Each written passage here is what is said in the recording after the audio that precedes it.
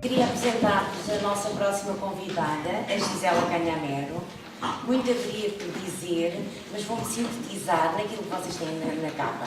É dramaturga, encenadora e performer, desenvolve trabalho na Companhia Arte Pública em Beja, onde assina criações em teatro, teatro musical e performance, multimédia. A última estreia que ainda está a decorrer é Para Além do Muro, e é leitora também de Pequenos Mundos. Passo a palavra de apresentadora ao trabalho da Gisela. Obrigada.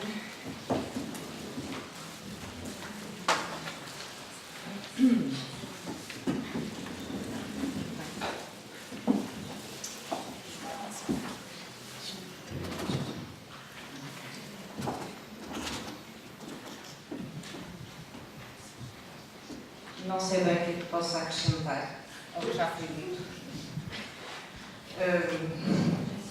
Prometo ser breve, dado a limpar do ar, mas de facto os dois anteriores oradores tocaram em tudo aquilo que eu vou repetir, mas como água mole e pedra dura, pode ser que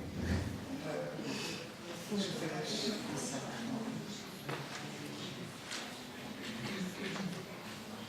E queria agradecer à organização deste encontro ter achado que eu pudesse aportar algo valioso às reflexões que hoje nos reúnem aqui. Habitação da palavra. Vou começar com uma citação. Na língua da aldeia, assim achava eu quando era criança, as palavras estavam para toda a gente à minha volta, pousadas em cima das coisas. As coisas chamavam-se exatamente como eram e eram exatamente como se chamavam. Um acordo selado para sempre. Para a maior parte das pessoas não havia aberturas através das quais tivéssemos de olhar entre palavra e coisa e fitar o nada, como se escorregássemos para fora da pele em direção ao vazio. Estas palavras são de Arthur Miller, Prémio Nobel de Literatura em 2009. Eu devo, de certo, estar aqui convosco a uma mulher, e hoje também foi por um momento também de homenagem, a uma mulher que, investida da sua missão enquanto professora de português, fazia da leitura uma prática rotineira. Éramos então entrados no segundo ciclo de escolaridade, bruscamente atirados do professor único e da sala que fora nossa do primeiro ciclo, para a rotatividade das salas, dos rostos, das práticas e da abrupta segmentação dos conteúdos. Corria o princípio da década de 70 e aquela voz que semanalmente dedicava um tempo de aula inteiro à leitura de um rapaz de bronze ou de uma menina do mar, aquela voz aconchegava os corações inquietos dos miúdos que éramos, criando laços de proximidade com a narrativa literária. A voz da professora Filomena era, pois, o veículo afetivo para um discurso que seria não só o alimento para uma básica necessidade instrumental de enriquecimento de vocabulário, mas também um estímulo, diria, matricial, de projeção e de vivência dos universos que, singularmente, cada um de nós, os miúdos, construíamos, ora pela apropriação das imagens, ora pelas relações claras ou difusas que a escuta, na linha do tempo discursivo, permite estabelecer em diversas estações de fixação da memória, sublinhando um elemento e ignorando um outro. Era também uma experiência estética, no convívio e percepção da musicalidade e do ritmo da língua portuguesa, corpo estruturante no reconhecimento de uma identidade cultural pelo comum sentido de pertença. E então, quando mais tarde convivemos com a escrita de Pessoa, entendíamos as razões que a esturdia entre língua e pátria.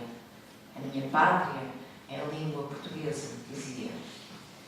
E foi porque me tornei leitora que pude também entender a discriminação de género a que as palavras nos remetiam e a opor, ainda adolescente, à misoginia reinante as possíveis alternativas. E foi assim que a pátria se tornou mátria, pelas mãos de Natália Correia. Afinal, as palavras tinham sexo.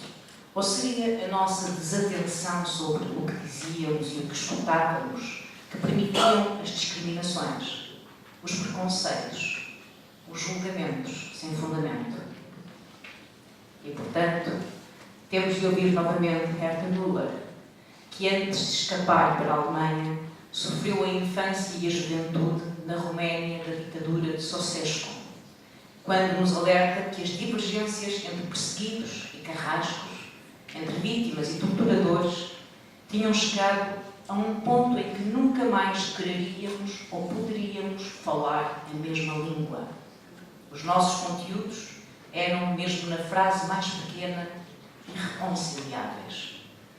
Então, diz ela, não é a língua que é pátria, é aquilo que se diz. O tempo da leitura partilhada e atenta, em que o silêncio acolhe e permite vislumbrar a lucidez da palavra, parece ter sido atropelado e subjugado, como tantas outras vivências e relações, à voracidade das sociedades mutantes e, de certo modo, autofágicas, devoradas por uma ideia de progresso assentes na instrumentalização dos recursos e da vida. A pressa tornou-se um imperativo de metas. A velocidade acelera o processo da inconsciência dos factos, de si mesmo, do espaço e do lugar. Somos territórios corporais, físicos, emocionais e intelectuais, tantas vezes à deriva. Corremos sentados num veículo motor pela paisagem que desfila diante dos nossos olhos e que se nos oferece em diversas cores, formas e matizes, marcando em nós as impressões de um mundo em movimento, como se esse mundo estivesse exterior a nós próprios. Vendo os que, seres humanos iguais a nós, se cruzam connosco, situamos-nos nos limites exteriores dos seus raios de ação, dos seus ímpetos, humores, quereres, olhares. Somos, por vezes, arrolados involuntariamente por uma ou outra ação. Raramente suspendemos o tempo. Circular é viver, repete o slogan. Acreditamos literalmente, andamos aos círculos. Talvez que a palavra seja o oposto do movimento.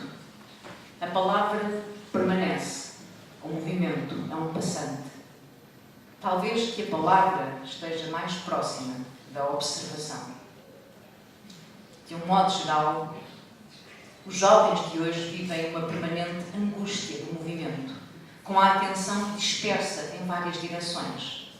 A linguagem comunicativa concentra-se agora nos 2 polegares das mãos para envio das mensagens nos smartphones, enquanto nos seus computadores pessoais navegam pelas redes sociais, lançam ao televisor um olhar distraído a uma série e respondem às solicitações do pai e da mãe que os interpelam da cozinha. Uma atenção multidirecionada e espartilhada, a exigir respostas em diversos patamares de um mesmo instante temporal, onde a percepção, através do olhar atraído à luz de um ecrã, impera.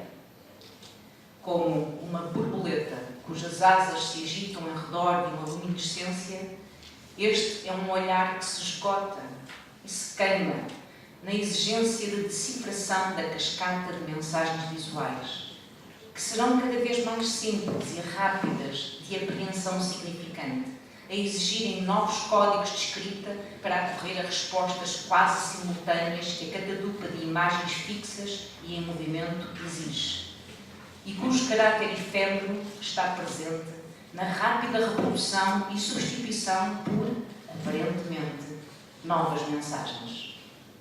Mas que novas mensagens são estas, quando o novo e o atual já foi destornado no minuto anterior, caindo no abismo da coisa passada? nesta ebulição de focos, é cozinhada a ideia de movimento e de um aparente sentido de pertença a um universo mutante que se partilha em esquizofrenia coletiva, ao qual apenas se assiste. Tudo não passa, na verdade, de entretenimento. E, portanto, quando nos detemos na palavra como exigência de uma percepção consciente, de escuta, de apropriação, conferindo-lhe o poder transformador na nossa própria evolução pessoal, ela surge como uma estranha que entra de pronto num espaço que precisa de ser preparado ao seu acolhimento. É um trabalho duplo. Por um lado, a eliminação de ruídos internos que impedem que ela se instale em plenitude. Por outro, existe um caminho de sedução, sem cair na ligeireza das propostas. É um trabalho que, a meu ver, é indissociável de uma prática de consciência corporal e de exercitação do corpo sensível, absolutamente ignorado nos currículos escolares. O corpo, quando merece a atenção do tempo escolar, é percebido sobretudo na sua variante mecânica e motora. Há ainda que fazer entender que se somos habitados por palavras e esta habitação contraria a habituação, rotina instalada, não consciente, insignificante, as palavras, elas próprias, têm um corpo que se torna necessário reconhecer na ocupação do tempo e do espaço que é o nosso. As palavras assim acolhidas crescem, criam pontes, tecem teias e permitem uma ideação que interpreta e transforma a complexidade dos estímulos do mundo e não apenas as coisas mundanas. As palavras, cristais ou orvalho, punhal ou incêndio, como nos mostra Eugênio de Andrade, poderão finalmente, em algum momento, tornar-se a nossa voz. E a literatura é o modo e o caminho. A minha prática tem-me confirmado que é possível despertar a apetência por textos literários, ainda que não apercebidos nas suas multissignificâncias, por parte de crianças e jovens, mesmo por parte dos não leitores, mesmo por parte dos anti-leitores. É assim que crianças dizem e se apropriam da lírica camoniana, ou que uma comunidade de jovens ciganos lê, prendendo o instante num momento de atenção interna, num texto de assentia. Cito Álvaro Magalhães. Enquanto lá fora passa o vento que leva para longe o nosso tempo e não o traz de volta, tento abrir com uma chave de palavras a porta fechada do meu reino perdido. No tempo em que a minha professora Filomena exercia a docência, não se falava em planos de leitura, mas a intuição que tantas vezes despoleta as boas práticas apontaram o caminho. A palavra no seu corpo literário, a palavra profundamente significante, pode e deve ser conscientemente partilhada. Habitemos, pois, a palavra, para que sejamos habitados por ela.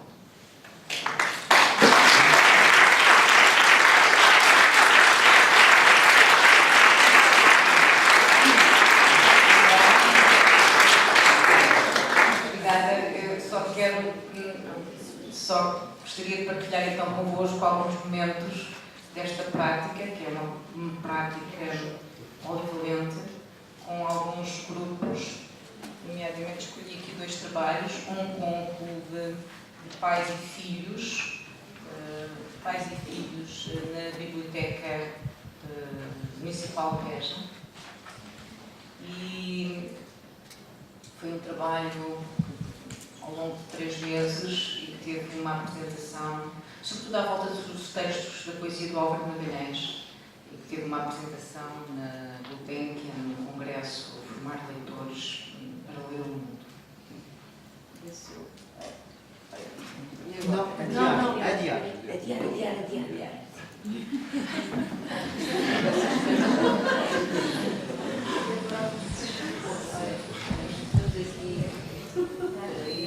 Vou só escolher aqui um momento.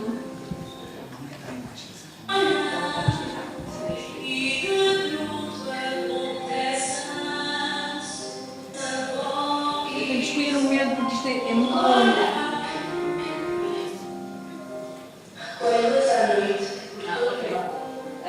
Então vamos ouvir o trabalho feito sobre o Limpa Palavras, da Ópera de Magalhães, penso que todos conhecerão. São pais e filhos.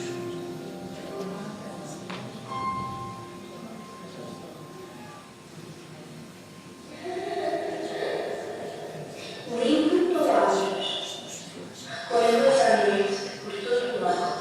A palavra gosto, a palavra casa, a palavra flor.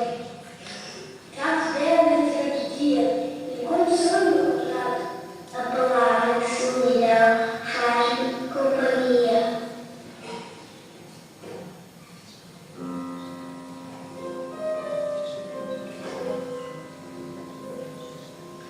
Há um trabalho que passa por música, há um trabalho plástico que é projetado. Palavras precisam de ser vivas e acreditas. A palavra céu, a palavra nuvem, a palavra mar. Algumas têm o direito de serem marcadas.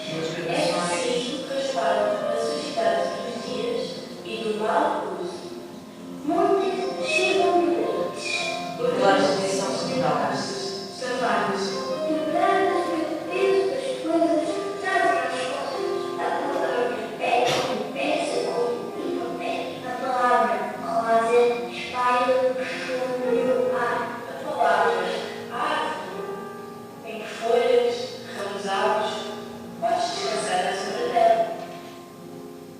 A palavra gato espera a virgem da vida. A palavra pássaro abre as asas para voar. A palavra coração não vai repetir. Ouve-se a palavra canção. A palavra gentil levanta os papéis do ar e é preciso fechar a garrafa da retenção.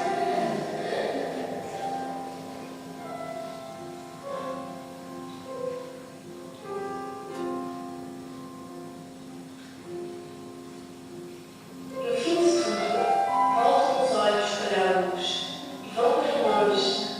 Lembro-vos palavras voadoras, sem nada diferente à terra. Outra vez nascidas pela minha mãe, estrela, a palavra estrela, ilha, a palavra ilha, a palavra pão, a palavra obrigado, agradece-me, obrigado, As outras já. a palavra adeus, despeça. As outras já lá vão belas palavras seguidas e marcadas com seixos. A palavra ciúme, a palavra raiva, a palavra frio. Podemos continuar por aqui. É só porque vos queria mostrar também outro trabalho, nesta vez em âmbito escolar, com uma turma de Beja, do segundo ano de escolaridade, também algumas horas por semana. E vimos, se calhar, agora a luz, para melhor.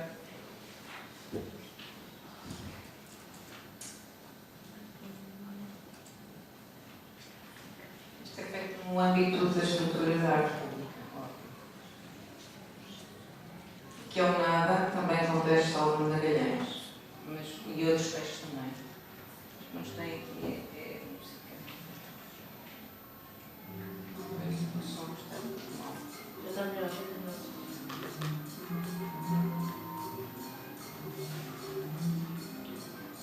Há sempre a necessidade que os moços tenham algum convívio com uma prática artística, nomeadamente a música, à qual não estão muito habituados.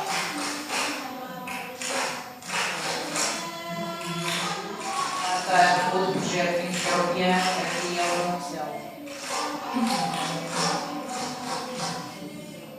Tudo isto são corporizações das palavras dos poemas. E como é evidente, ninguém nos disse faz assim a passar.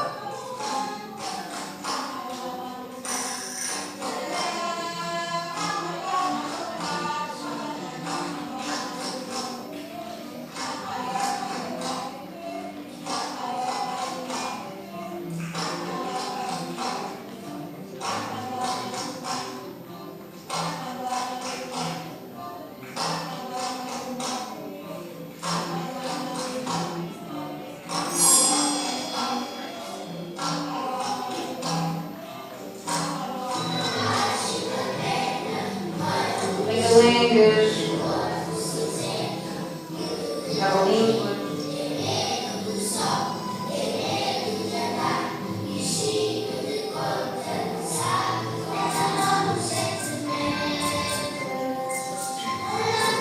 poema do Eugênio Durano, está musicado.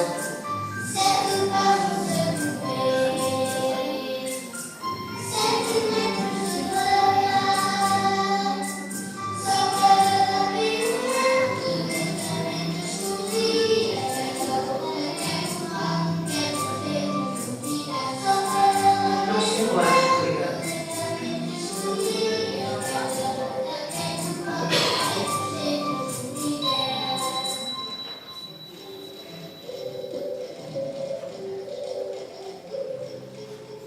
Nestas alturas, como devem entender, o primeiro ciclo, apesar de ser difícil arrancar com todas as atividades relativas ao corpo sensível, ainda é possível. As coisas complicam-se um bocado quando rapazes e raparigas chegam ao segundo e terceiro ciclo e secundário sem qualquer experiência nesta área.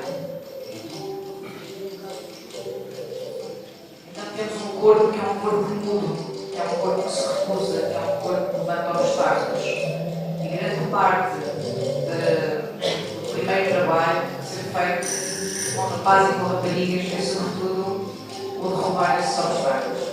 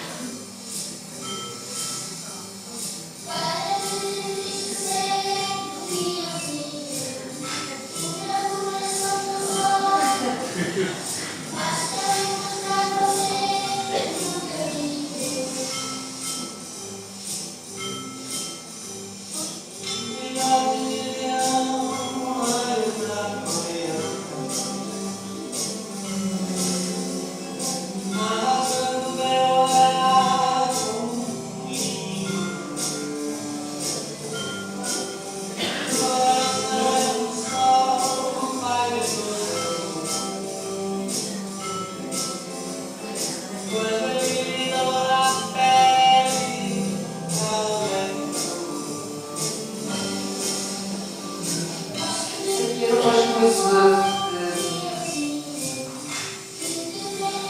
falar de exclusividade, porque há um trabalho que é necessário fazer, que é um trabalho de verdade interna, nós fazemos estas apropriações. Esse trabalho é um trabalho que exige o silêncio interno. Esse trabalho, eu penso que se nota aqui, de estar perante um público e estar de tal maneira que nós são crianças que nunca tinham feito nada anteriormente em termos destas atividades.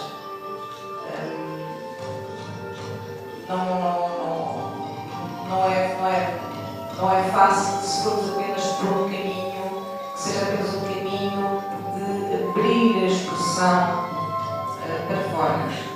É preciso também entender-nos por dentro partilharmos das palavras, da música, do movimento, com verdade interna. Isto é importante. Por isso, para mim, é essas atividades.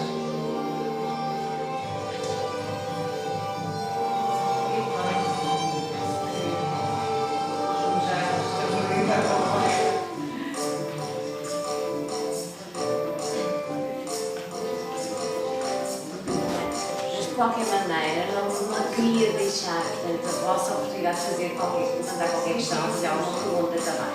A professora Maria José tem o microfone. Ponham. Sei lá. Tira o barulho do vídeo. Sim. Alguém tem alguma questão que queira colocar? Algum comentário a fazer?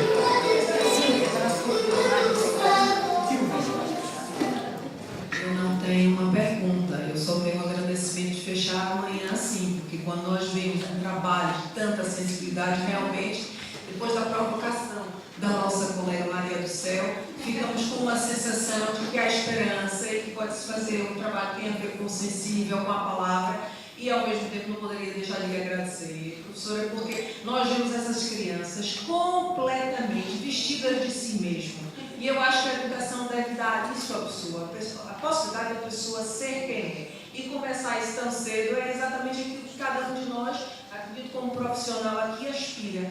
Não só como profissional, também quem é mãe, quem é pai, quem é cidadão atento.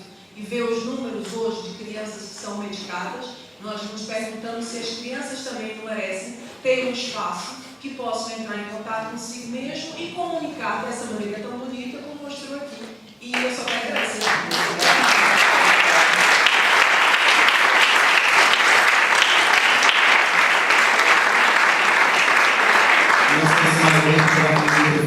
Se tem alguma questão, também penso que o espaço do almoço e depois o espaço também durante a tarde também vai permitir que possamos bater ideias e trocar novamente experiências.